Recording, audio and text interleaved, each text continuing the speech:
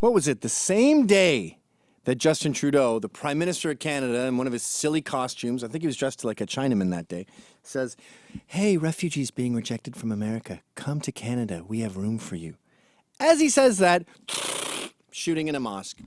And as with all shootings, we have one question.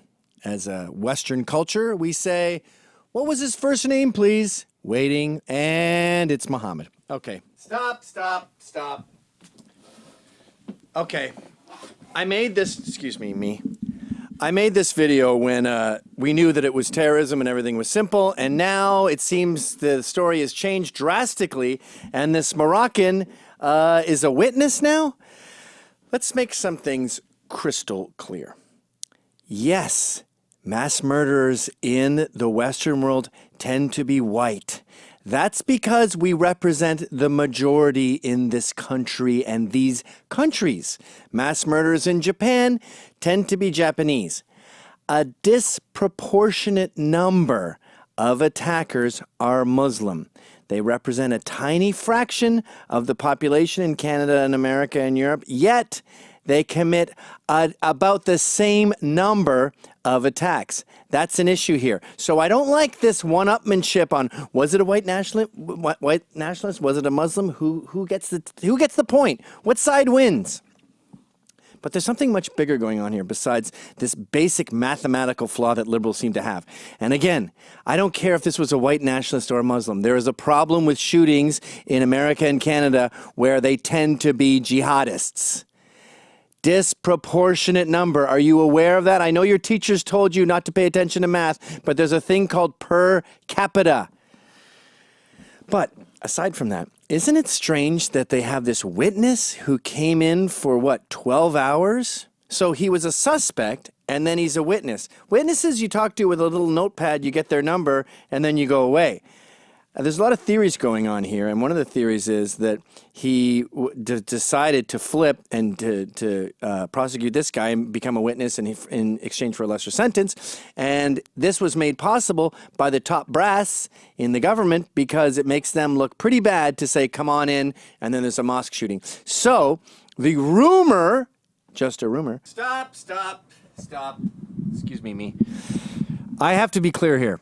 This is a theory I have. I've been talking to cops. It's not a dumb theory, but the whole copping a plea thing, that's up here in my brain. I don't want to be accused of fake news here, and they keep changing all these facts. The story now has absolutely nothing to do with the original story. Something is up here, but I don't want to get accused of lying. I think, me and the cops I know, think that there's some sort of plea deal going on. Okay, sorry. Back to it. The rumor is that this Muslim got a great plea deal because the optics were so incredibly bad.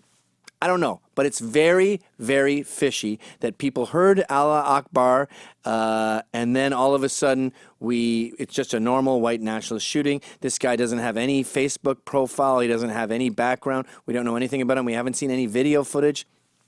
The whole thing reeks. But the big picture here is we have a Muslim problem in this country. All right, let's get back to work. Oh, sorry, I got to fix it. Good. So we've got, 3 major attacks in Canada in recent years. We have Ahmed Laconverti, he called himself, who ran down Warrant Officer Patrice Vincent. And then we had Michael Zehaf Bibo, who ran down Corporal Nathan Cirillo. And now we have this asshole, Mohammed Al-Qadir and his... Stop. You can't say compatriot anymore. We can't indicate that those two were together. That whole story has been wiped clean from the slate. And the witnesses, I guess, were wrong. We're not allowed to say that anymore. Now it's a lone gunman and a witness. Probably have to update it again very soon. Compatriot Alexandra Bissonnette. Murdering people.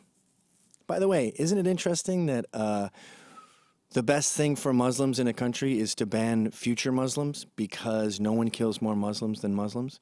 And isn't it interesting that Canada's attitude, despite these 2 attacks that we had with with with Patrice Vincent and Nathan Cirillo. Despite those attacks, the Prime Minister's number one raison d'etre is more refugees. Yeah, I didn't see him crying about those attacks, but I did see him crying as refugees came and hugged him. He does photo ops and he holds little girls' hands and talks about more refugees, more diversity. Canada is not an infinite place. They're not going to Nunavut, okay? They're not going to Moose Jaw. They're going to Toronto. Toronto is what, 50% foreign born right now? What do you want it to be? I saw some Toronto gay politicians saying, come on in. Muslims, gays, we're friends. I'm gay. Come on in. I can fly. So when you throw me off a building, I'll launch like that dude in X-Men. I want more to come. What do you want? This is a fun game, by the way, because the origin of this propaganda, a big part of it is the death of math. And you say to these people, okay, Toronto's 50% foreign born. What should it be? 75% foreign born? 90% foreign born? And they go, oh, you want to talk math? There's barely been any people killed by terrorist attacks. Yeah, it's called a disproportionate number.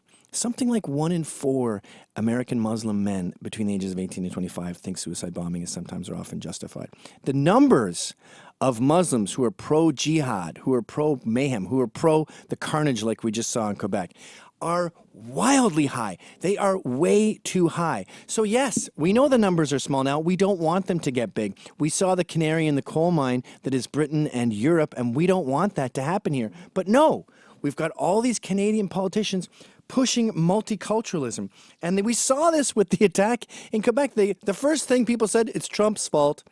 Yeah, that's Trump. It's probably Uber's fault. We should delete our app. That's xenophobic. Let's all put on flags and hijabs and say, they're all awesome. You're wrong. A disproportionate number of them are not awesome. And you know who we're protecting when we bring that up? We're protecting gays. We're protecting women. We're protecting Muslims. No one kills more Muslims than Muslims. So while you sit here on your high horse and talk about Nazis and skinheads and don't look it up because you like the idea of virtue signaling, you're not just being naive, you're being suicidal.